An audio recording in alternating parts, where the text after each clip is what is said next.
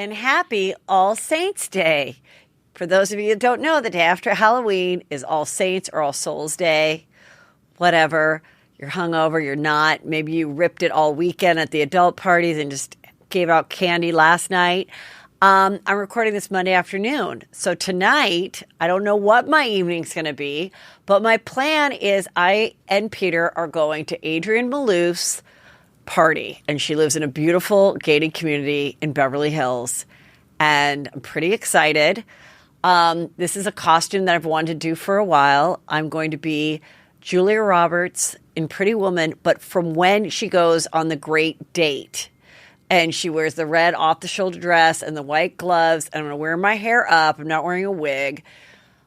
Hopefully I'll be able to pull off this updo. And, I mean, we got the jewelry. I mean, I'm pretty excited. So go to my Instagram, and I should have photos up there, providing this all worked out.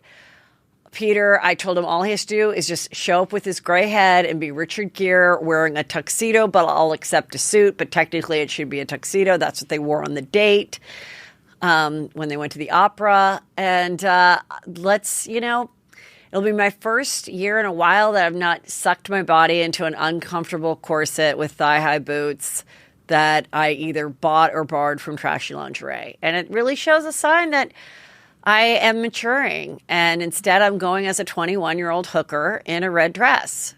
But it's a nice, classy red dress. So sometimes people can grow. Seeing lots of outfits, lots of Halloween costumes, and I came across this one where people are like, oh my God, I can't believe that Machine Gun Kelly is acting like a priest, and Megan Fox is on her knees getting communion. And as a Catholic, can I just say, it's okay. I don't feel like you're mocking my religion. There have been priests and pregnant nuns as couples that go to parties for years. It's a costume. To me, it doesn't bother me. And just stop. Just stop being offended by someone's Halloween costume. Like, I get it. If you want to be, you have a right to be. I think I'm just tired of it. I don't need to hear your comment. If you want to dress like a slut, if you want to dress like a priest, if you want to dress up like something funny or like an iconic role in a movie or whatever. I mean, providing it's not, you're not, going as Hitler, which I wonder if a certain person wanted to do that this Halloween, but I don't think the school would allow him to go to the Halloween carnival, or anything else that's like really like horrific, completely wrong. The rest of the stuff is okay, I don't know. You know what? I'm even thinking about it. I probably can't even think that it's okay. Fine, be mad at me. Who cares? Hope you had a good Halloween. Okay, well, we talked all about it with Sarah Colonna. And on Friday, we found out that Giselle and Tom Brady were, in fact, their divorce is final. The day that they filed the divorce was the day that it became finalized. So all this talk leading up to it, they were actually separating their assets and custody agreements. He is worth $330 million. She is worth $400 million. I looked into it, and she's been a Victoria's Secret model since 2000. And back then, she would get $25 million a year as a Victoria's Secret model. She did a ton of commercials, a couple brand deals. She's really handled her money beautifully, and she's richer than he is. I also want to remind people of a couple other things that I thought about in their breakup. Bridget Moynihan, who is featured, a great actress who was featured in Sex and the City, she and Tom Brady were a couple. They broke up. He then started dating Giselle. And Giselle then found out from the news, according to the thing I read the other day, so correct me if I'm wrong, because, I'm wrong sometimes, but I did read this from a news source. She actually found out from the press that Bridget was pregnant with Tom's baby. And I remember it being a really hard time for her. This child is now 15, her stepson.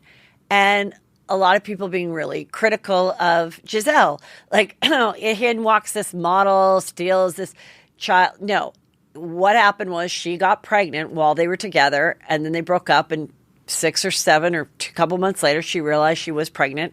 And at that time, he was already in love with Giselle. But it looked awful. And For those of you who know my story is very similar with my stepdaughter. So it's not a secret. My husband went out with a woman and they had a brief thing happen, didn't go anywhere. And then he started dating me. And my stepdaughter was born from that relationship. And at the time, I kept it a secret at my wedding. I didn't let people know. And now, 23 years later, my life is great. Mackenzie's a wonderful college graduate. But it's a hard thing. And I remember the press being like that. And I remember when this divorce started to happen, people started to be really, reminded people, remember, Giselle was the model that wasn't the case. If anything, Giselle was extremely selfless in this situation. This isn't a great thing to happen in the beginning of your relationship or when you're planning on getting married. And she was, at all accounts, say she was like really is and is wonderful to her stepson. She always said our children, just very similar to my situation. The oldest son is 15. Then she has a 12-year-old son and a 9-year-old daughter, all 3 years apart. That's exactly what my kids were. Mackenzie, then Drake, 3 years apart, and then Brandon, 3 years apart. And so in just looking at it, I'm just actually like really happy for Giselle. I think that this was something she thought about for a long time. I think she realized even though he was rich and gorgeous and she was probably madly in love with him just as like an attractive man that's like hot and the world loves and it's fun to be part of this world. But then when he went back to football, it was just another feeling of like, you really you only put yourself first. You really, that's it. And they show him in interviews and he's like, well, I'm going to do what's best for me. Well, that's not what's best for me. I mean, he says that all the time, best for me and what I want to do. And he took his kids out to dinner Friday night or to the movies and they caught that. I have no doubt that he's going to be like a great dad. But now that this is finalized, I just have like a different perspective on it. And let this be a lesson to every guy out there, because I'm sure there's probably a point of his marriage that he could have saved it and made it better. And now they're both single, and I'm sure they will have no trouble falling in love again and having a wonderful blended family. But it's a shame. And there you go. That's the end of that story. Kanye, oh my God, he went off. He wrote an awful post to Ari Emanuel, who was the inspiration of the agent that Jeremy Piven played in Entourage. He was the person that put William Morris and Endeavor together. And I'm not even getting into all the things that he is posting, but the worst thing is in an interview, he compared what's happening to him in the last week of everybody dropping him and him no longer being a billionaire because Adidas dropped him too, and that was $300 million deal, that he now knows what it feels like to have a knee on his neck like George Floyd. And I mean, just absolutely horrible. And I just don't know where he goes from here. I don't even have any predictions. I don't know. A few days ago, I was like, before this latest statement, I was like, maybe he's doing this because he will be dropped by everybody and then he can start his own thing and not have any ties to anybody else. But now he's claiming like, I'm financially ruined. This is horrible. So I really don't know. I think he always had mental issues and he's always suffered from some type of bipolar. And apparently the Donda School is done now. And he's like, I don't understand how the Donda School is out. But I know that the kids that were going were like, we talked about it, that were probably people that worked for him. He kind of probably coerced those people to sending their kids to this Donda School. And now the Donda School is closed. And he says that in the post to the Ari Emanuel guy. He's like, can you find some place for these Donda kids to go to school? And I'm like, all I'm thinking about is like the poor woman who like was like, okay, my husband's working for Kanye West. We'll send our kids to the Donda School. Now we're in the middle of the semester and now we got to find some other school that they can get into. We don't know what they're doing. What do we do with all these Yeezy shoes? It's just, It's just a nightmare. But the Kardashians did not let it stop their Halloween festivities, and they really go all out. Kylie's did like 12 different looks for Halloween. And I mean, that really is kind of her job, is doing these big elaborate photo shoots. And so it's cool. And then they had fun stuff with their kids. And I don't know. I'll cover it more on Thursday when I really want, if I even care. We might be over Halloween. All right. Real Housewives of Beverly Hills. Well, the conclusion of it happened. And, there was a couple interesting things that came out of it.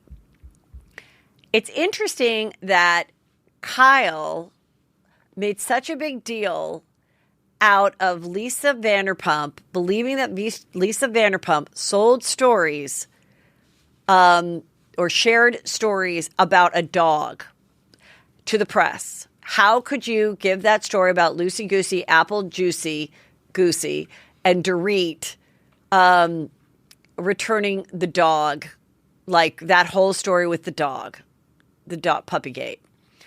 That was such a big deal that they would not let go, saying that Lisa Vanderpump leaked this to the press. She couldn't get over it. She couldn't be right. Yet in this story, in which the story of Kathy's poor behavior at the Caribou Club and on the ride home with Lisa Rinna, that was okay. That was okay that Erica, and according to Kyle, that was okay that Erica and Lisa Rinna got that story out about her sister to the press. That was something that she just felt, I'm in the middle of. But when it was involved a dog, it was just thought that was kind of an interesting point. I also thought it was interesting during the episode, Kyle was, crying, and she's like, you just put me in the middle, and this is so hard. And she leans back, and Kathy literally touches the lump in her throat. Like, Kathy fancies herself as a comedian. And I have to say, I think that was intentional. Because I remember the first time I saw it, I was like, that's kind of a weird thing. Why are you touching her throat? But she was literally touching the lump in her throat. And I thought that was pretty genius. And I think when she also told Lisa Rinna, she's like, well, remember, when I was venting on the Sprinter ride home, Lisa, you said, I'm preaching to the choir.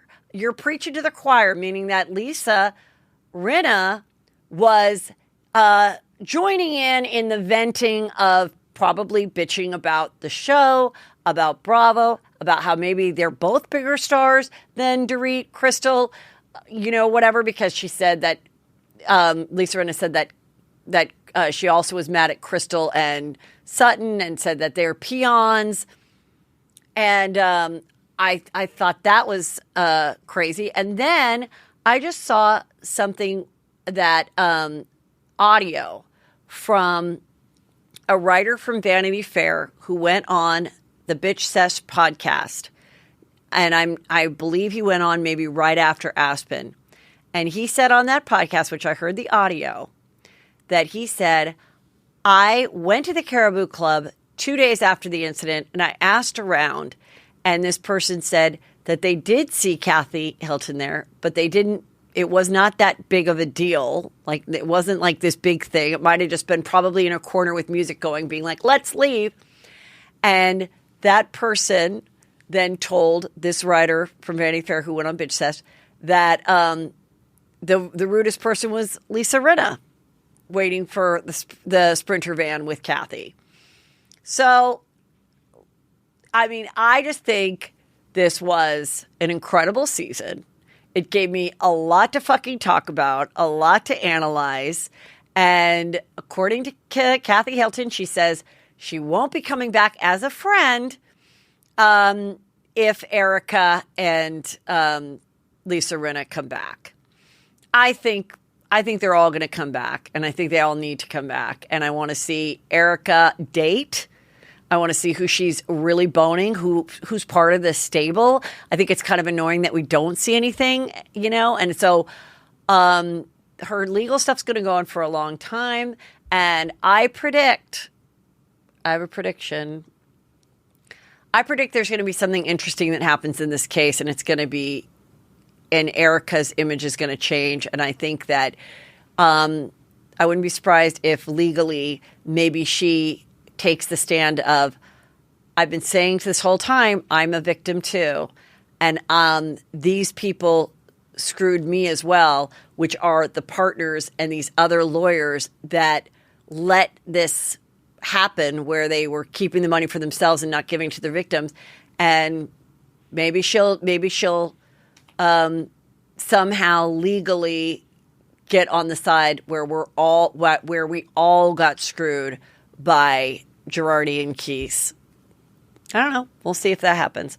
But I could see that happening because I think more and more people are starting to realize, like, chances are she wasn't super conscious of like where every dollar went. I think she, like I always said, she just was able to spend the money, and we'll see. But and all the other ladies that are constantly like, I feel so bad for the victims. I feel so bad for the victims. And then, of course, Diana Jenkins, I gave $100,000 to the victims. I just heard an interview in which so far there's no proof that pledge was ever made into actual money, and if anybody really got anything. And though $100,000 is a nice thing, Diana Jenkins, there's so many victims that were screwed out of their winnings of their lawsuits. What would each person get? Like $1,000, a couple $100? I mean, it really. But so it's like the gesture. I feel like the other cast members constantly brought up the victims because they were getting so much shit from the Bravo sphere, being like, what about the victims? And because they're friendly on camera to Erica, who's their friend, they have to constantly say also on camera, give the earrings back, Erica. What about these victims? Like, they needed to say that to protect themselves. And I think that's what also irritated Erica. So I think that was pretty juicy analysis. What do you think, Annie? Yeah. I think I gave some extra juice that I didn't even know I had in me. Now I'm excited to bring on a new guest. Please welcome Dana Moon. Hello and welcome to Juicy Scoop. I have a first-time guest, someone who I believe is very funny, so I hope you agree. I follow her on Instagram. She's a comedian, but she does a lot of characters and sketches, and she is the Love is Blind expert. Dana Moon, that's me. Welcome to Juicy Scoop. Thanks for having me. I am an expert on making fun of reality stars. You do really great impressions as well as original characters. And I don't know how I found you. I don't know if someone sent me your thing or I came across it. But just tell everybody like what your background is in the comedy acting world. Well, I started doing improv at the Groundlings. Oh, did you know that I was a Groundling person? No. I didn't even know that. Yeah. I did not even know about that. Where did you grow up? I grew up in Connecticut, and so I went out to college here. I went to USC. Oh, stop it. Are you serious? I went to USC. Are we the same person? And I talk about Groundlings at SC so much that people sometimes get annoyed. I know I did not know that about you. Probably why I was attracted to you. Oh my God. Also that you're tall with brown hair and brown eyes. Yeah, what the hell is happening? I think we're the same person. Okay, so let's tell everybody where they can follow you. Oh, at Dana Moon Me on Instagram. We have this right here. Which I woke up to like 700 followers being gone, and then they came back. And then they came down. I don't know. My Instagram is very strange right now. At Dana Moon Me. No, it's not strange. To someone that's following, for you it's strange. But to someone following you, they're going to see lots of funny stuff. Yes, very funny. And then I have my Shane and Shayna clip sketch pinned. Okay, great. 'Cause I think that was my greatest Love is Blind work. Yeah, right now I'm doing a ton of Love is Blind sketches, and I'll be doing that for the next couple of weeks. And then I do a lot of like original characters, and I started posting my stand-up. So yeah, I love that one. The original character you did about the chaotic girl at brunch. How did you come up with that girl? Chaotic girl is a version of a lot of my girlfriends. Okay. In LA. Yeah. My one friend like sat down and she's just like, I have so many credit cards right now. Like, why do I have 4 different credit cards? People I don't even know. And I'm like, this is a person. This is a character. So just do a little bit of it. What it would be like if I took Chaotic Girl to lunch today? Should I walk in and do it? Yeah. Okay. I need to actually really get up and really get moving. Okay. Hey. Oh my fucking God, I'm so sorry that I'm late What? right now. My car got towed. So I had to Uber here, and then my Uber driver tried to have sex with me, and he was actually hot. So then I was like, maybe I should have sex with you. So I blew him, like, because we pulled over, and then he didn't charge me. But then now I realize he did charge me for the ride. So can you pay for this lunch right now? Because I feel like, yeah, I just feel like right now, like, I don't have any money in my bank because I like lost my job, but then I got my job back. But then, you know, my OnlyFans selling, people started like unsubscribing to me. Because of like, because my feet, because they're flat. That's like a whole thing or whatever. So, anyways, have you ordered yet?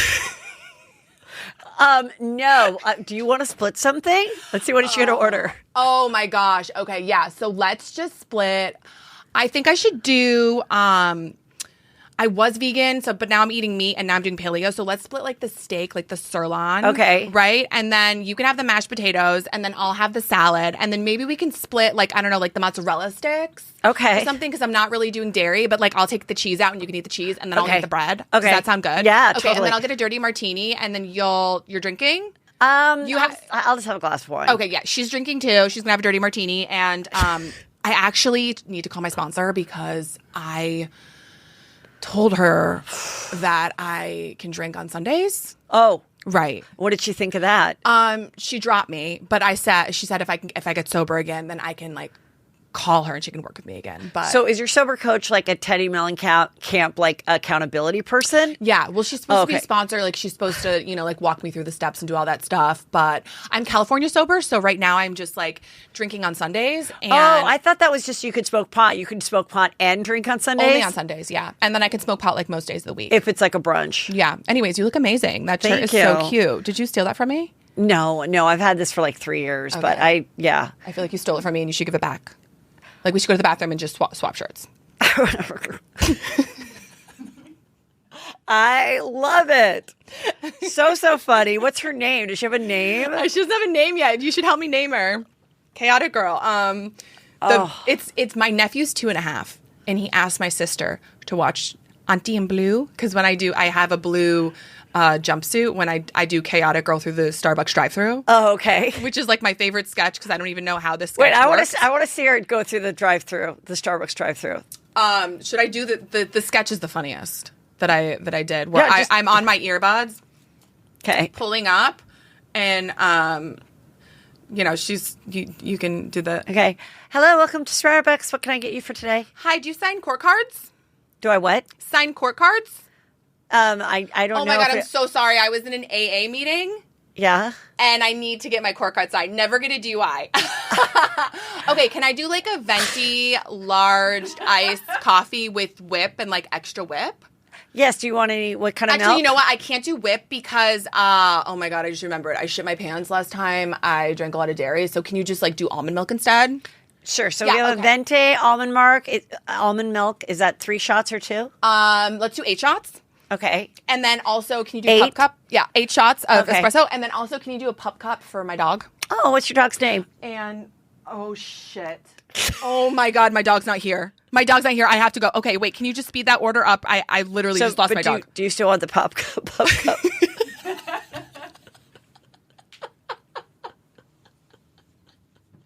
And wait, by the way, I asked her, I go, is it okay if I pay with like a credit card that's not mine? And she goes, yeah, but I was like, that's fine. You'll take it. It's like, I just like found some guy's like random credit card and I'm going to use it. And she was like, okay, $5.67, drive up. I hope you gave her a tip. I did. Yeah, I did give her the tip. But she was so nice. And that was my favorite one to do because driving up, I'm like, I have all these like jokes in my head that I want to do. And I'm like, if it doesn't work, it doesn't work. Like it's like a one shot. It's, one shot wonder. And it's my 2.5 nephew's favorite thing to watch. Aww. Of me going through a drive-thru being like, just like losing my mind. I think that's so cute. Okay, so I think the first thing I saw you do was Love is Blind, and it was first season. We're going to get into third season, but first season you did a hilarious. I love that you do guys too. I love doing guy characters. So many guys right now do like Real Housewives and they put on a wig and they lip sync and everyone's like, oh my God, is not the funniest thing? And I'm like, well, it's just a lip sync and it's a guy in a wig. But hey, if he's bringing you joy, he's bringing you joy, you know? But I'm like, I love that you do guys and you do them really funny as well as girls. And so you were doing the star of season 1. The star. The man, the Shane. myth, the legend. Who was Shane. Yeah. It's all about the lips and the eyes, baby. Yeah. People to this day comment on all my videos, can't unsee Shane. And I'm like, do I really look like him? I look like him? Should I look directly at the camera? And tell us, Shane. I'm just going to have you be Shane right now. Since it's been a couple years. All right. What do you think? Where's your life now? Well, I'm just kind of like staying off the grid, and people are being really mean, and it's like, you have to stop being mean. It's like, we're people too, And so are you in love with anyone? Are you dating anyone right now? No, I'm just I'm not on any dating apps, and I'm not on Hinge or Tinder or anything at all. So can't find me there. What are you living off of? Are you still? Was he a realtor? Were you a realtor? Yeah, I'm a realtor. Oh, that seems to be a big career for people to just go on reality shows with. Well, I sell houses in Illinois, and I'm like, I'm going to move to LA. So like, maybe I'll sell some houses in Beverly Hills and get on like Selling Sunset or something, I think that's totally going to happen for you. I'm not on coke. I have a lot of energy.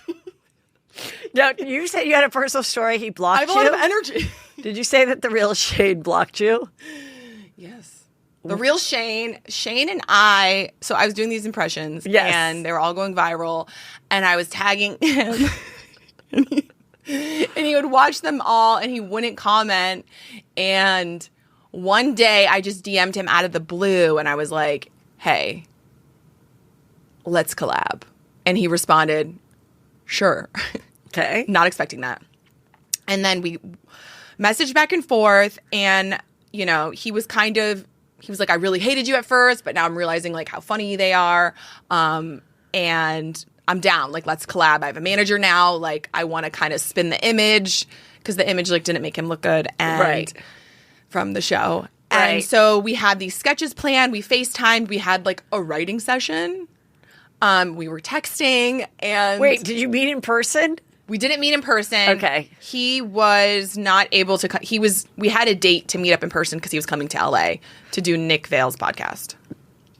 Was there any moment in your life or anyone close to you that were like, what if Yes. you guys hook up? Everybody. All of my friends. And this is where I was at. Heather, I was just recently single. Uh-huh. I just broke up with my boyfriend. Okay. And I was in one of those places where I was like, yeah, I could. What? Maybe. Wow. That's maybe. Crazy. Maybe. Like, you know what I mean? Yeah. When you're like fresh out of a breakup, yeah. and every guy is kind of like, he's attractive. And then you look back 6 months later and you're like, that maybe wasn't the best idea. Yeah. So that's the headspace I was in. Right. And honestly, Shane is attractive. Yeah. No, he's cute. Like when his mouth's closed. Yeah. I mean, he's not. He was definitely by far the cutest of the guys. So for those of you who don't know what Love is Blind is, it's 3 seasons. It's on Netflix. And it's these people meet in these, what they call in these pods. So they're talking. They each have a couch. They have a glass of wine. Sometimes they eat the same meal. And they have a date talking to each other, but they don't get to see each other. So then they say, I'm in love with this person. They get engaged. And then we see them go on vacation together, have interactions with other people that they knew from the experiment, where the girls all live on one side, the guys live on the other. And then we find out, are they going to actually walk down the aisle and get married or not? And so he was in first season, and he fell in love with this girl. What was her name? Do you remember? Natalie. Natalie. And he was into Shayna. Like, the most interesting part of the show is that people are dating through a wall. Right. They're not seeing each other. Right. That's what it is. Love is blind. It's so funny you don't to me. know their height, their body type. You don't know their ethnicity unless they reveal it. Like there is some ways where they reveal it, where someone's like, oh my God, well, I always listen to, and they'll say like Spanish music, and 50 people would come to a bar mitzvah, not a bar mitzvah, but baptism. And then someone could on the other side go, okay, I think I'm talking to a Mexican Christian girl or whatever, like right. You can sort of figure it out. But for the most part, like you don't know what they look like or what their ethnicity is, which is cool.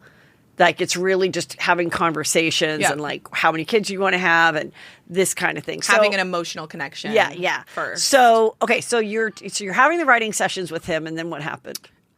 So what was your idea? Can you tell us what the idea was? Yes. Okay, so we actually did film a sketch. Yeah. Where I kind of like called him and I told him what I wanted him to film on his phone. Where I did a getting into Shane tutorial. Okay. And I think he still has it up on his TikTok. I have it on my TikTok and Instagram where I'm like, hey guys, it's Dana. Like I'm showing you like how I get into Shane. And then I like do the hair, I do the outfit, and I like do the eyes and the mouth, and then turn around and I cut it so that it's like he's walking in and we kind of have a stare off and there's like dramatic music. Okay. It was cute. It was fun. And you were able to do that without meeting in person. Without meeting in person. And he liked it. He posted it. He was happy with it. And his deal was, like, don't do any more impersonations of me, which I reached a limit where I was like, I've done too many videos of you. Yeah. So, like, I was already stopping. Yeah.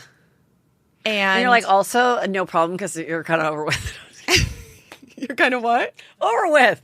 Like, Yeah. I'm kind of over it, too. Like, well, I thought for us to come together to do some stuff would be really fun. And, anyways, okay, so I think he saw older videos that weren't as flattering. That he didn't watch before, and I think he thought I was like doing more impressions of him. Oh, new impressions. You mean. Like he didn't realize that like those were old videos. Got it.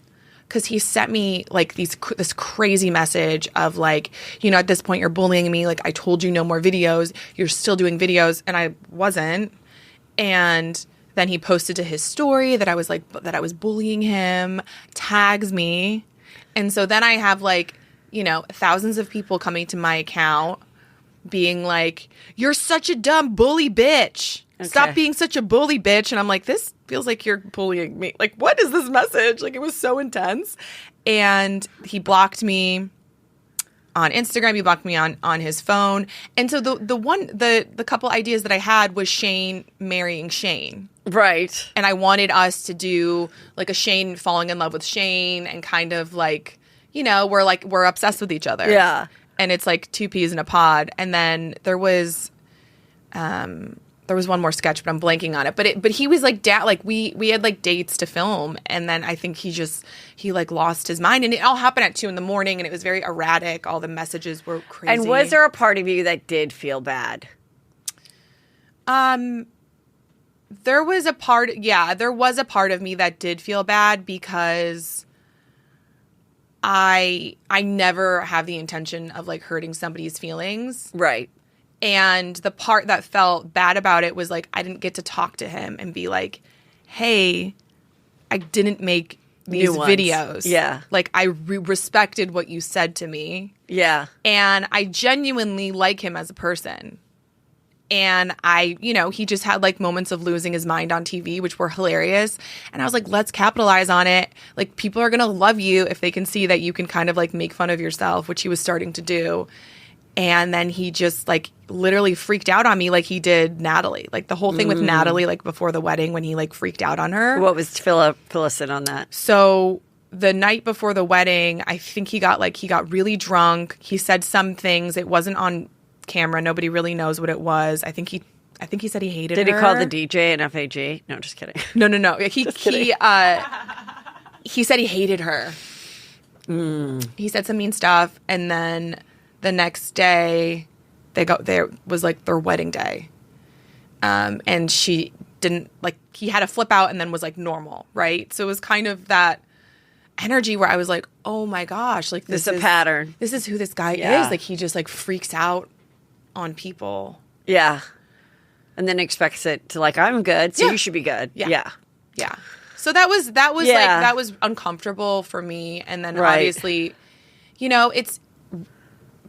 Being a comic and an impressionist, I can't wrap my brain around people thinking that's bullying. Yeah.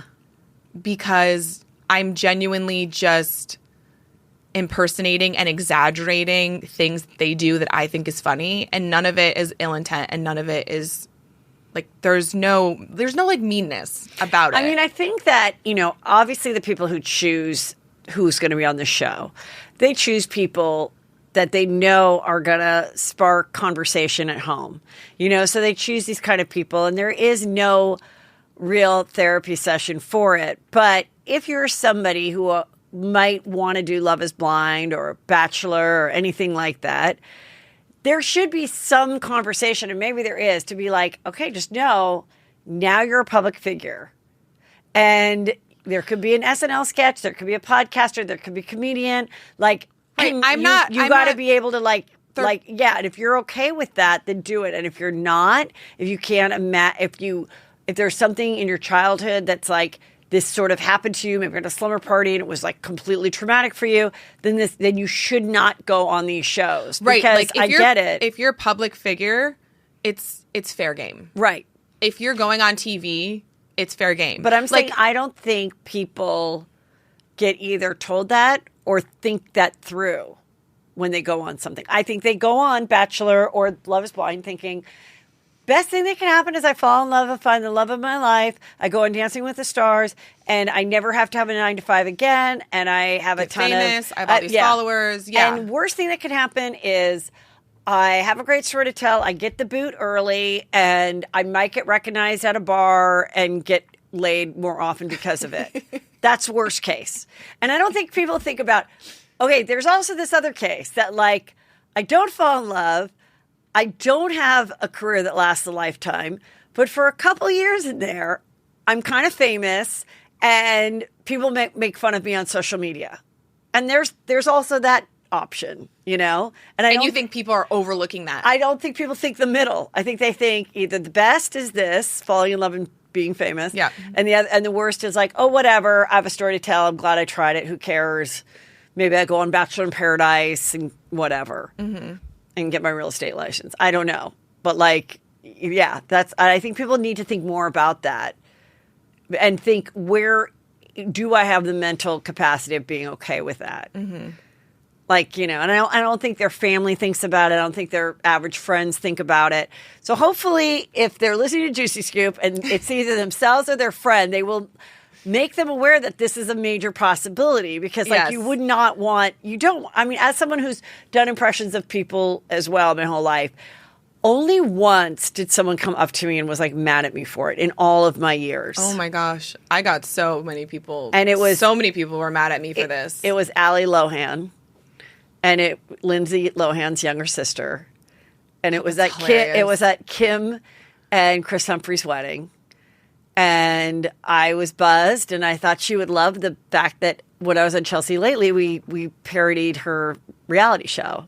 And I played her, and Chelsea played Dina Lohan, and this other guy, Brad, played her younger brother. And it was so dumb, like the stuff that we did. But it was like really based on what we were watching, right? Right. And the show was on E!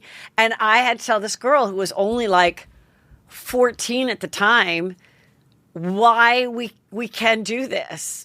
Like, I'm like, no, you're on a reality show and it's only out of love. And years later, I'm like staying at Jill Zarin's house in the Hamptons, and she and Lindsay are there. And now she's older and she was great. But I didn't remind her. Right. Because I honestly don't even know if she remembered that I was the girl that like did an impression of her. Because she that was the only time that someone like came up and was like, no, you're horrible for doing this. In all of my years of doing Housewives and everything else. But it does affect you when someone said that, because the exact same feeling that you think, you're like, oh my God, that was never my intention. But then I thought, wow, this is kind of fucked. And it was a kid.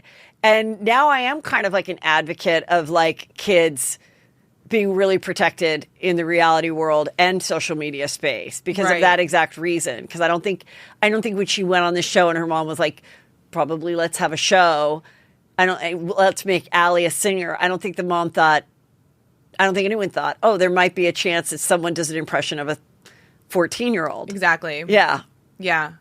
See, but kids aside, like just adults, going back to adults, I would be so flattered if people were doing impressions of me and mocking. Yeah. I mean, I don't know, because those were like a lot of the comments I got of like, how would you feel if someone did this for you? I'm like, I'd feel like I made it. Like, that's cool.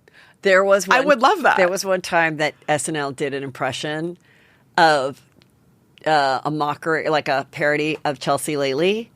And it wasn't like a hit. It was like a sketch that was like towards the end of the show, meaning those are not the best sketches. And they never said what it was, but it was clearly our show. And like the panel was, I think, a parody of someone that was Lonnie Love, a parody of someone who was Ross Matthews, a parody of someone who's Chelsea. And I can't remember who they did for like a third type, maybe like a guy or just an average guy or something being comedian. And like making fun of like obviously how dumb our show was and stuff. And we kind of saw it and we were like, but I think it might have affected the powers that be a little bit. And just like, is my show that dumb? And I'm like, yeah, comedians hated our show unless they were on it. There was no other comedians that were like currently watching at home and being like, oh my God, I die laughing. The only other person I think is maybe Sarah Silverman actually did say she watched the show and she loved it. But like, I think people were kind of a little bit bitter because if they weren't on it, they were seeing that the people that were on it were like popping off and headlining clubs. Yep. And so it was like, why is this person, who's on this stupid show that talks about Britney Spears and Lindsay Lohan, why are they doing? So it was like, it was definitely not like, oh God, I respect Heather McDonald. She's on Chelsea Lately. It was never that. Like, it was like, oh, these people are idiots, and definitely not supported by the comedy world at all. But that's how comedians are, and always will be. Yeah, but no one's truly happy for you unless they can like get on board, unless they're on right. They're on that with you. Yeah, but this is before I started stand up. I was a big fan of the show. You're right. Yeah, I loved the show. You. Yeah, it was. I thought it's genuinely funny. I think it did well. There was a lot of people at home that liked it, but I'm saying there were bitter people, probably mostly guys, bitter guys that weren't able to get on it, that would kind of bash it. And it's the same way I felt like, with SNL, I would see it too. Like there would be, I saw a parody of like, of SNL people years ago, like making fun of podcasts. And I'm like, of course, because they're in a writer's room, beholden to working for someone, and they're like, let's mock something that's actually people are doing successfully that I'm a little bit jealous I can't do it. The same way we'd be like, who are these YouTubers like 15 years ago? Who are these people making, millions of dollars that are like, like we would do it too, That's how I felt about people on TikTok dancing. Yeah. And then I saw everyone's career was popping off during the pandemic, and I was like, I'm on it. Like, what dance move am I doing? Like, get me in. Like, I totally get the process of like, hating it. Okay, I better join it. Like, if you can't beat them, join them. Totally. But like when I would see certain things, I was like, oh, I know exactly, because I've been in the room of being bitter, jealous, and making fun of something, and then here we all are, all on social media, all having podcasts, but in the beginning, people shit on it. Because they felt like, oh, I'm a superior person because I'm on an actual TV show that's actually Writers Guild, that's actually, and I was like, okay, now you're all on it, really, like now you're doing what I've been doing, like it's like annoying. But let's get back to well, rest in peace, Shane. We don't know what's going to happen with him. Let's get to the new season 3. Okay, so this is the cast. Right now, as we're doing this, you said the finale is Wednesday, so that would be tomorrow. And I have only watched the first 3 episodes, so I'm familiar with all these characters, and I'm seeing a lot of Juicy Scoopers talking about it. So I'm like, oh my God, So, of course, they pair up, and then we feature on the pairs. And the pairs are this girl, Alexa. She falls in love with Brennan. And he's like a tall... I don't know, is he from Texas or did he just have a cowboy hat? He's from Texas. Oh, okay. And like his secret is, I don't have a lot of money. No heat, no AC. What is it? He keeps saying, I grew up with no heat, no AC. He said, lot. He said he wrote like, I I was money deficient or something. Like it was a kind of an interesting way he said, like I grew up really poor. And that was kind of his secret. And then Not so much of a secret though, because he kept saying it. Yeah. He kept talking about it. And then She comes from big money. Oh. She's from like an Israeli big family. I didn't know that she came from big money, but I figured she, just from her style, I figured that she, wasn't hurting in life. And so anyway, she's really pretty. And but her thing, I felt like the producers were like, oh, we're going to put a girl that's really pretty, but she's not a size 2. And I'm watching this and I'm like, all the other girls are similar, like sized. Like, what does it matter? He was thrilled to see her. She was thrilled to see him. They seem like the best match. However, he's a little too into her. Well, also I was like, I wonder if it'll be an issue with like religion and stuff. Though he didn't mention religion, but I thought that might be. Can I do spoilers for the Yeah, next? please do. He is converting To Judaism. He met the dad. Because she's Jewish. And the dad was very intense. Okay. And he kept being like, yes, sir, no, sir. And then he asked him, he goes, so tell me about yourself. And he was so nervous. The first thing he said, he goes, well, my name's Brennan. And I grew up here, and I grew up from a poor family. And I was like, what is he? And he just like was so nervous talking. So everything was sir, sir, sir. And the dad was like, stop saying sir. Like, what are you doing? The dad was like harsh with him. And Alexis has a very hot stepmom who looks younger than her. Well, she has a 4-year-old half sister. Yes. So I figured that the mom was young. Mom is smoking hot. Okay. Could be the same age. We don't know. But yeah, it was very awkward meeting the whole family because they all kind of like lined up. And I'm thinking that the producers tell the family to grill. Oh, yeah. To be yeah, intense. Yeah, of course. They have to, because I was like, in real life, nobody is this intense. Like, how many relationships have you had? Okay, so what religion was he? Nothing? Or He, isn't he Christian? I don't know. I'm Or just Catholic, and she's Jewish. But he's like, I'm not that into it, so I'm happy to convert. He's happy to convert. Okay. All right. Well, good for them. I think they actually might last because he is so in love with her, and I think those relationships do better when the man is more in love and more obsessed. I'm going to make a prediction right now, having only watched 3 episodes. Okay. Nope. Really? Why?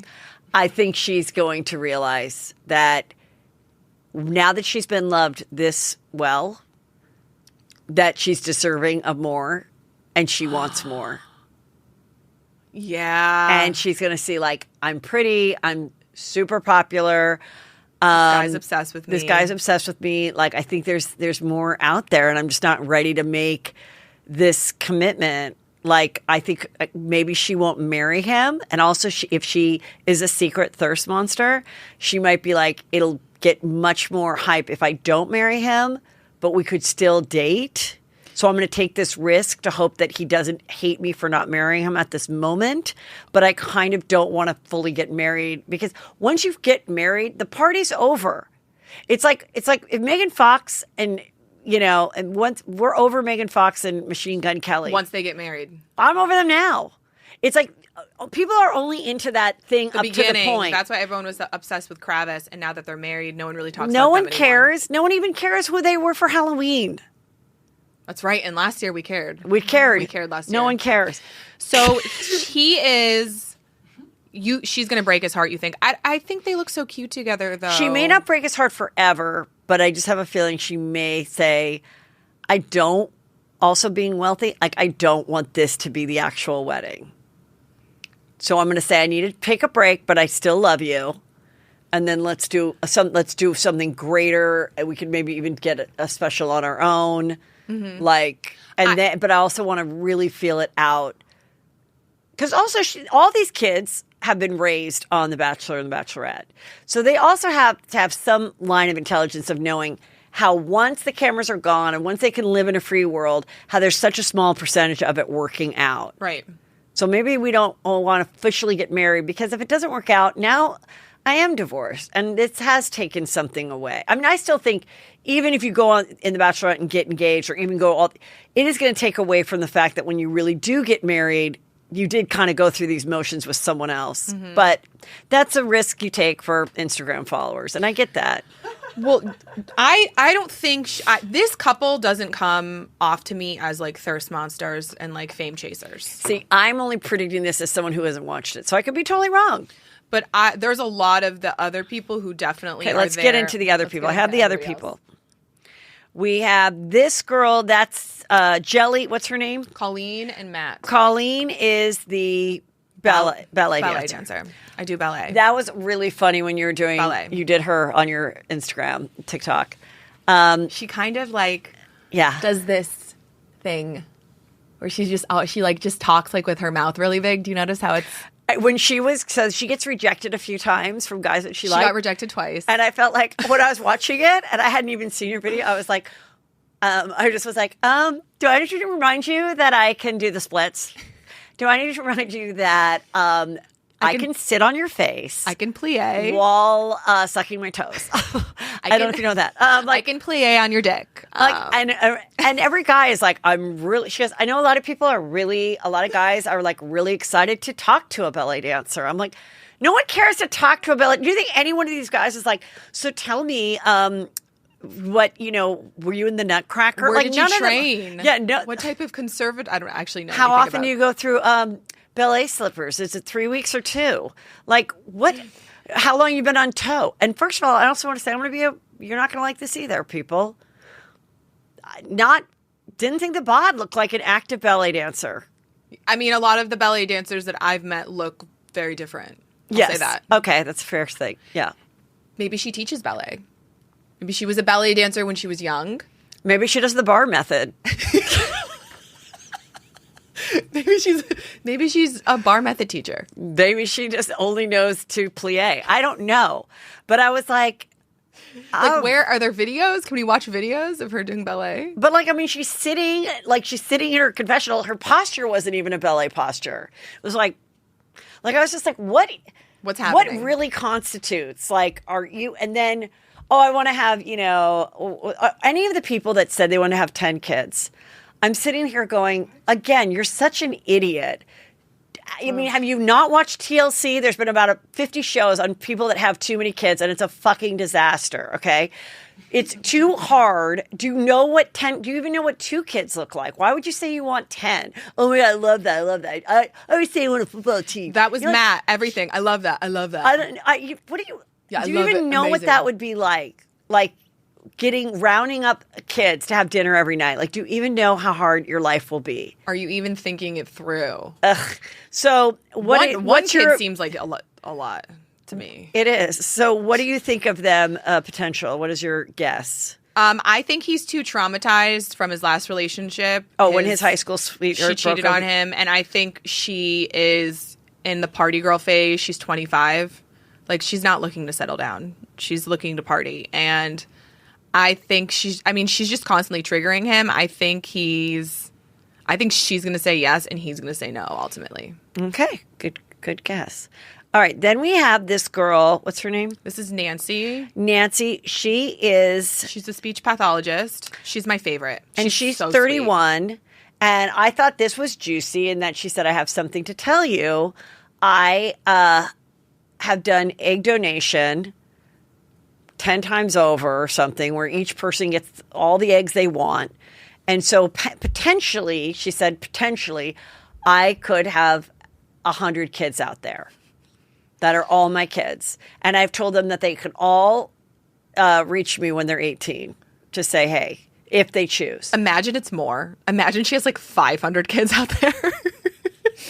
And so I was like, okay, I found that so juicy. I'm so glad they found someone like this, because I think it's so interesting. And there's been plenty of movies done about sperm donors and stuff, but we really haven't explored, because it's a newer form of medicine, someone that is a professional egg donor and that have really made this their living. And the way I understand it to be is there are people that just do it on a rare occasion, and And sometimes you can buy that person's entire lot of eggs, the entire carton, which means you cannot make eggs for anybody else. So only one family. Yes, gets because your I eggs. don't want my kid going to another rich school and possibly fucking their sister. Oh. Okay. So I'm going to buy the whole lot. And Didn't that happen on TikTok? It's probably a lot. And you can do it with sperm too. I know lesbians that have bought the whole sperm. Like, we just want the sperm of this dude and we don't want him doing any more around. Now that costs extra. And then, so there's that. And then people that really want specific things like, what was your SATs? What's your education? Do you have any special talents? Besides just being genetically healthy. And then, of course, they want to pick someone that looks like them or not or whatever. And so I was like, well, chances are she's like pretty bright, which we think that she is because she's educated. But I was also like, is she super wealthy? Because when she was first talking to the other guy, Andrew, she seemed to be like, I need someone that can like elevate my life financially. And I'm like, what are you selling these eggs for? $50? Because some people can make $20,000 off of an egg retrieval. I thought that she sold them in the past. And then, like when she was younger, that's the impression I got, like in her early 20s. But I mean, I know that people can get eggs for like as little as $2,500 and as much as like $50,000, based on the person, the hookup with the place. Again, buying it all, not buying it all.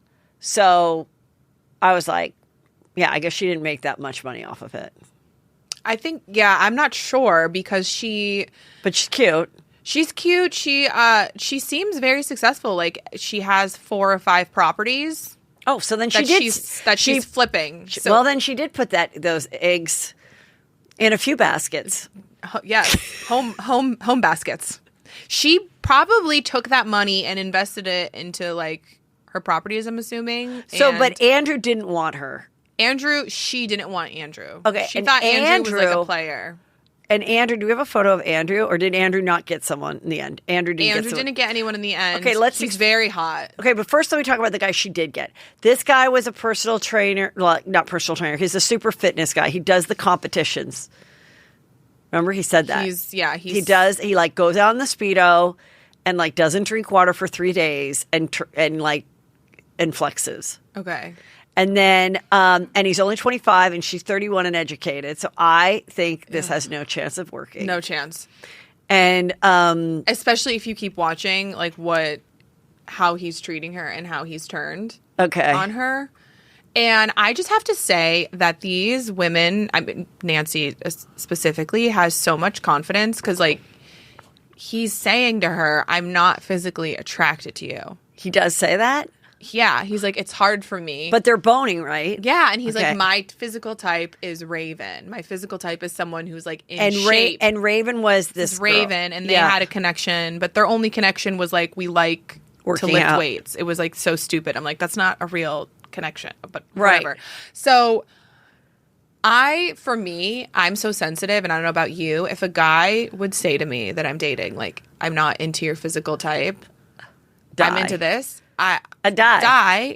And I'd be out the door. Like, I just wouldn't be like, let me stick around and especially if, and this has happened to me a little bit throughout my years before I got married, because I've always been like, you know, put on an outfit and look pretty cute, but I'm not blessed athletically. And I still have like a chip on my shoulder that I was like the last picked on every team, like at school, which thank God they stopped doing that. So sometimes there'd be guys that I'd feel like they'd be a little disappointed in the fact that I wasn't like athletic. And do you think they thought that, or was that just you created that? First of all, it's true. Like, I'm not. They said that. And then, like I just remember this one guy I went out with, and we were going to go rollerblading, which honestly I was always pretty good at rollerblading. That's how long ago it was. That was like a popular thing to do. And I don't think it was really great exercise anyway, because you're just fucking rolling. It's not like that hard. And, but after we went rollerblading, which I thought I did a decent job, we went to breakfast and I ordered like a crab Benedict. Because like, if that's on the menu, how are you not getting that? Especially when someone else is paying. Yeah, of it's course. like seafood with a fancy like poached egg. Order those expensive things. And he was like, wow, there's a lot of calories in that No. hollandaise sauce. Yes. Oh. And I was like, okay, I'm out. Because, like, no. Like, I can't be the Same. one. Yeah. I would be done. So I would be completely intimidated to be dating a guy whose life is hardcore fitness. Yes. Like, that's different than just like, I'm a guy that's like. Especially if that's not your lifestyle. Right, yeah. If someone's like waking up at 6 a.m. on a Saturday to like do a 5 mile, like No. 5 hour hike, and you're like, that's not your thing, then also I that's think also it's so weird when there is a couple like that. Like, I'm always like, how? Like, there was this couple that lived down the street from me, and they had 3 kids, and the wife was, like, cute, but she's just, like, average, whatever. And the guy was, like, shirtless, running around the neighborhood, like, running, like, every day, running twice a day, shirtless. I don't know what they were living off of, but he certainly wasn't working. And one day, I was, like, ran into the daughter. She was an adult. I'm like, how are your parents? She's like, oh, my God, they got divorced. Like, he's living with his girlfriend in Maui. And I was like... he was running away from her the whole yeah. time. Like, whole marriage. And I was like, oh, my God, this whole time I thought... That's why he was running. I kind of thought they were like a mismatch. I don't know. I think that extreme, like, healthy lifestyle... I feel like it has to be... That's where I kind of feel like... Two people in the relationship have to be on the same level with that. Yes. Or eventually, I had a rock bottom. I dated this guy in Connecticut during the pandemic, and he was a crazy hiker, like the full gear, just like a Patagonia person. I think I said that yes, right. yes. Yeah. He took me like ice hiking in the winter.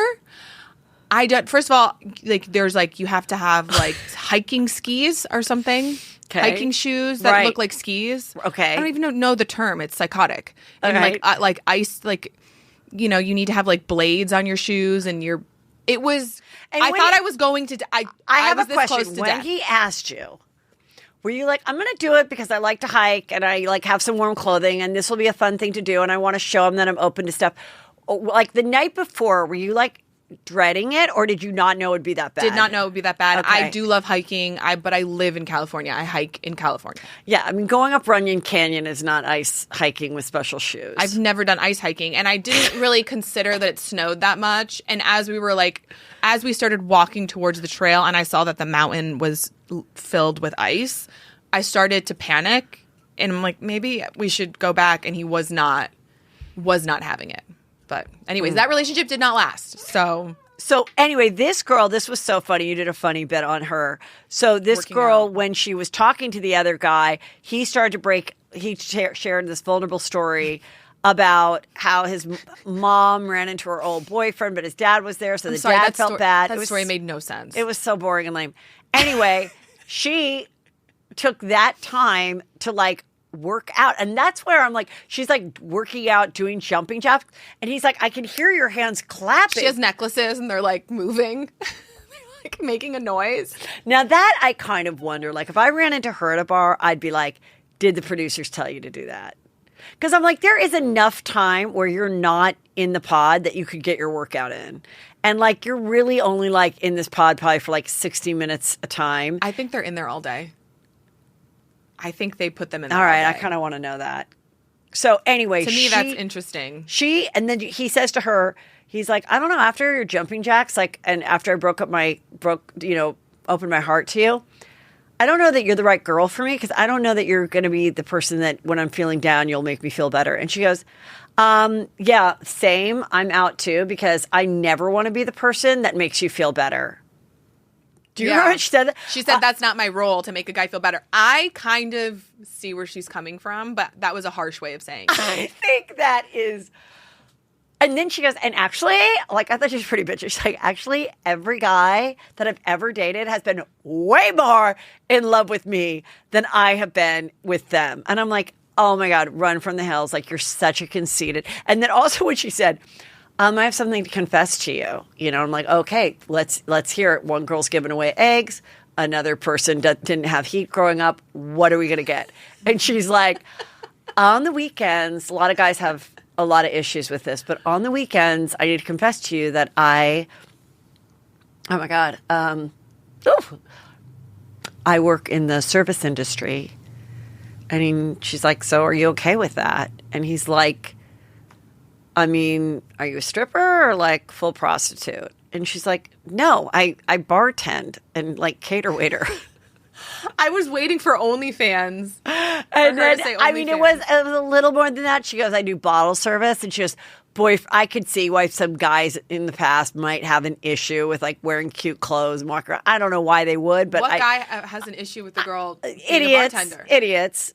Like bottle service, idiot guys that can't get into the club themselves. That just shows the type of people she was dating. And also before. guys being insecure that she might meet a guy that can spend $10,000 on a table and maybe want to date that person instead of him. That's the kind of guy that wouldn't want you to do that. You know, someone insecure. Otherwise, a guy would be like, great, my God, my girl, you know, makes whatever, a couple grand in a night doing bottle service. Like, of course, I'd rather have her do that than work 3 weeks for that money. So, but this is a girl that's like very much knows she's like attractive and, you know, and is on the show for. So she picks, they don't get together, and she picks SK from Nigeria. And I thought that was really funny because there was one part when this guy who is actually from Nigeria, whose dad has multiple wives and he has 17 brothers and sisters.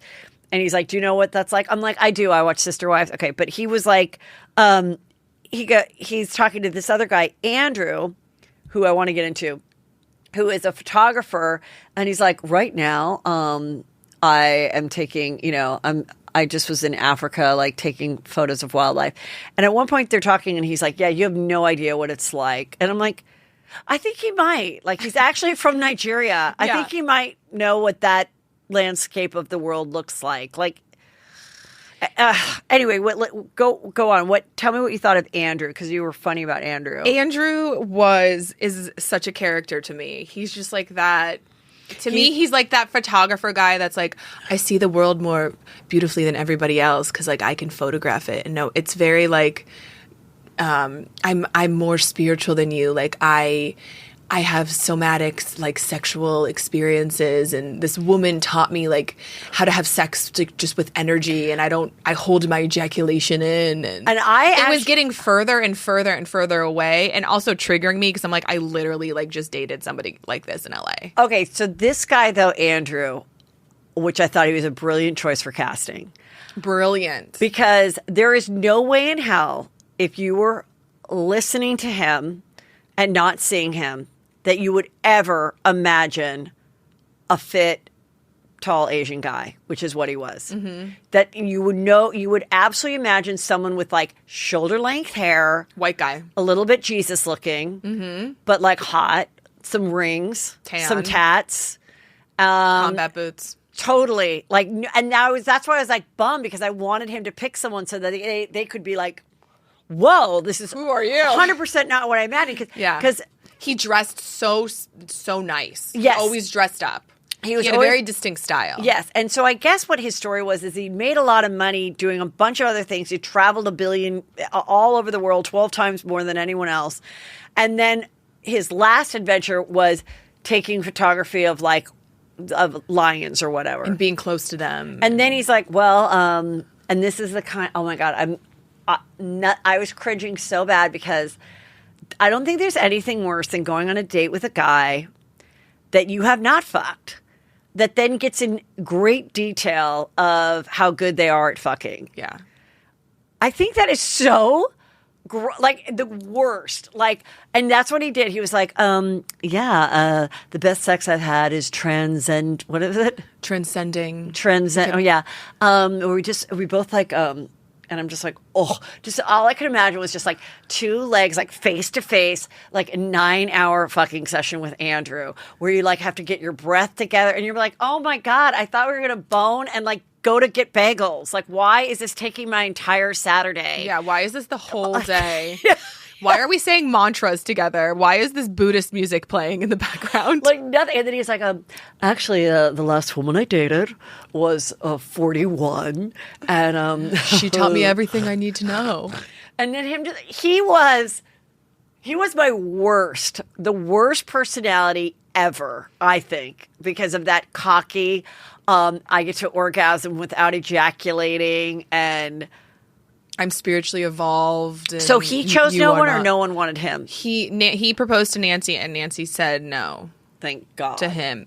But later on, he comes back. Oh, he does? Okay, good. And Nancy, is this fine? I'm giving you a spoiler? Yeah, I don't care. Nancy is crying because Bartise is being shitty to her, and there's this moment that they have when she's like, oh, it's fine, like trying to like brush it off, and he says it's not fine, but you'll be okay, and I'll always be here for you. And it was very genuine, and it made me do this like 360 with him, with Andrew, where I'm like, he was playing a character in the pods, and the real Andrew came out after that whole game was over.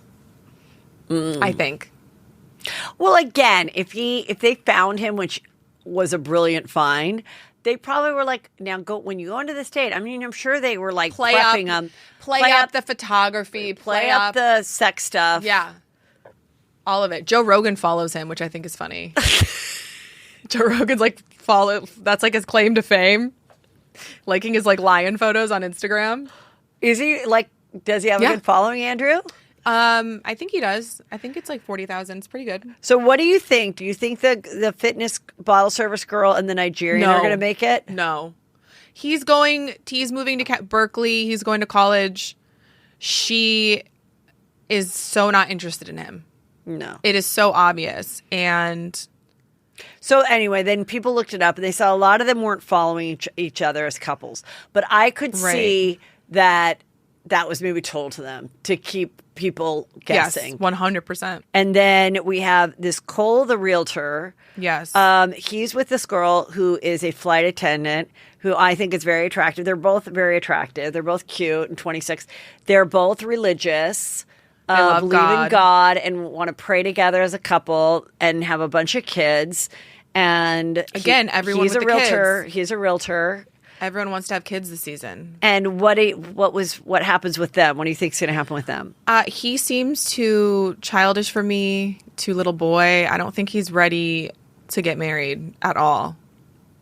I don't. He did the whole thing with, he kept saying he's like, Colleen is a 10 out of 10. Raven is a 10 out of 10. I called you a 9 out of 10. And she's like, yeah, but you're like with me. Like you're supposed to be like, can't you see how that hurts my feelings? He's like, no, like I gave you a high score. You're a 9 out of 10. And the conversation made absolutely no sense. I know he was an idiot. And also he was like, her boobs are good. I like big boobs. Immediately that's what he said. Her boobs are good. I like big boobs. And that's why I was like, oh gosh, this guy. So they're boning though. Is everyone's boning except I don't think Raven and SK are. Oh. I think they're the only people who aren't. Because of religious reasons, or she just doesn't want to bone him? I don't think she likes him. Oh. That's what, but I don't, Zainab. Oh, I don't want to say her name. The flight attendant? She's kind of insecure because he keeps saying Colleen's so hot. Well, what's interesting too is that she said, I never get hit on. Whether she said that in her thing, she goes, I never get hit on whether I'm on a flight or at a bar or out. Like nobody ever hits on me. So, and she is really pretty. So I thought that like the fact that he's not telling, but when he first sees her, he's like, you're gorgeous. You're like a model. I think she's one of the prettiest girls. Yeah. Her and Alexis, to me, I feel like they stand out in the cast. But I think these shows are going to be really popular going forward because I think there are a lot of people who that are younger, like 25 and under, that are attractive, that have friends and, have had sex, but have never had a boyfriend, never had a girlfriend. Guys are not walking up and getting their number and taking them out. It's like, and so then they go, well, how am I ever going to get a husband? I'm going to go on this show and see. So I think this stuff is only going to, like, more people are going to do it because I think people are, like, socially awkward. And I don't think, I mean, I've even noticed it when I've been out. I'm like, why aren't guys, like, walking up to this table of 30-year-olds? Like, Nobody why aren't talks guys, to each other anymore. Like, guys are so afraid of being perceived as, like, aggressive or douchey that then they aren't being like that at all. I think guys are also intimidated. Yeah. And think about it. So if you're meeting somebody through a wall or getting to know, dating them through a wall, it's kind of like you're on your phone.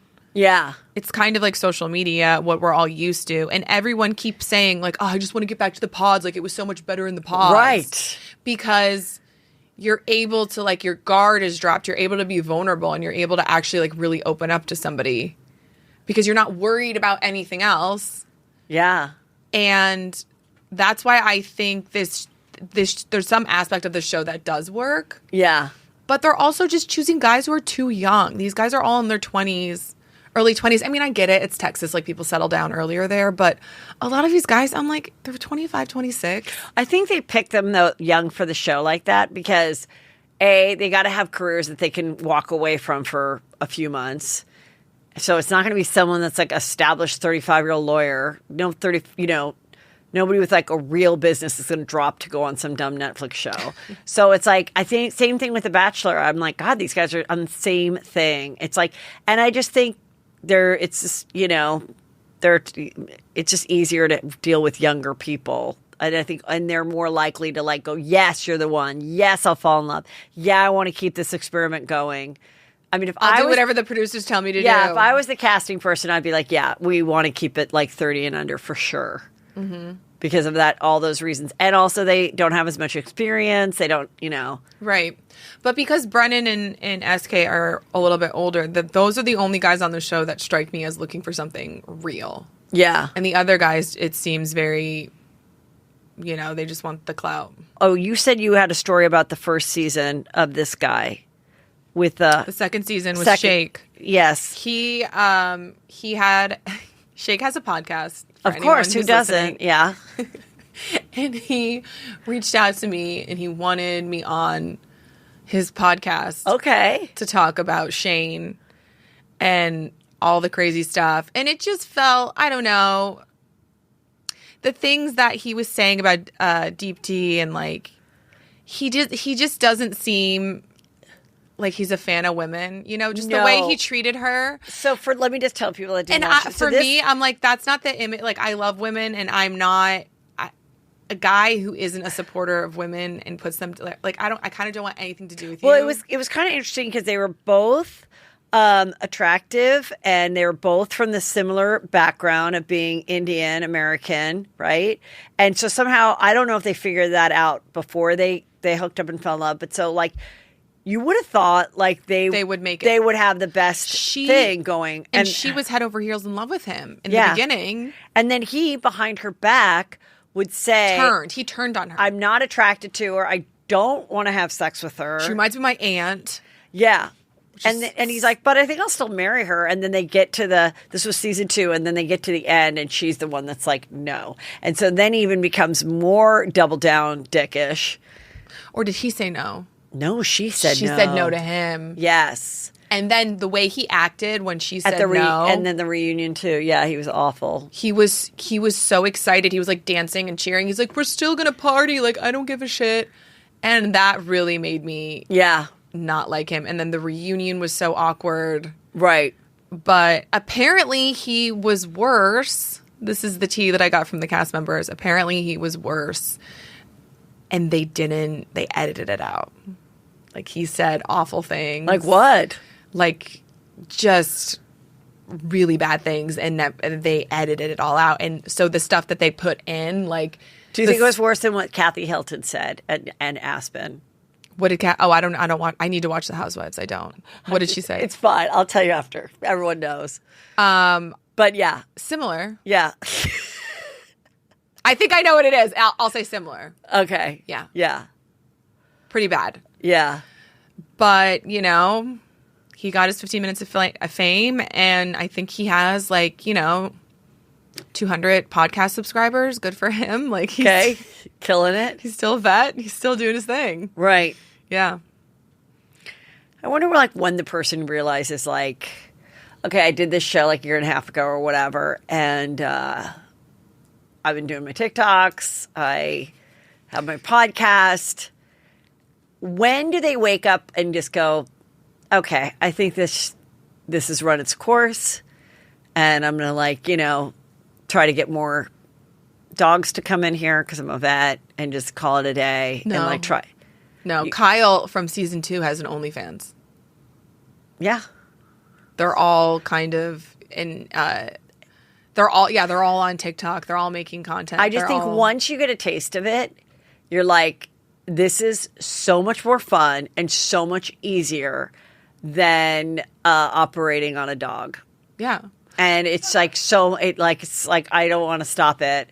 And then you get invited to cool events. You get invited to like basketball game, like NBA games. I really wonder, like now, like Bachelor Nation, like, you know, there's so many people and there's so many podcasts and so many people that have gone through this. And I was like, okay, it's definitely not as popular of a show. I don't feel like there's as many people popping off each season. There really isn't. And do you think it's run its course? I don't think it's run its course as a show, but I think it's run its course as a career path.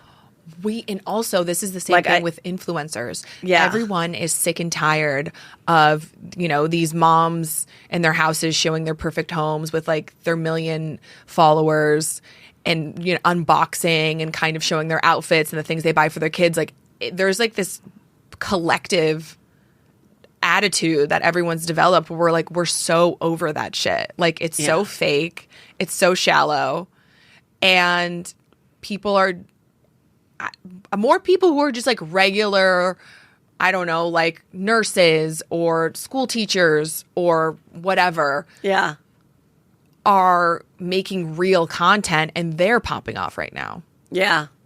That's kind of, it's really interesting what's happening. The trend of social media where we're wanting more quote unquote regular people.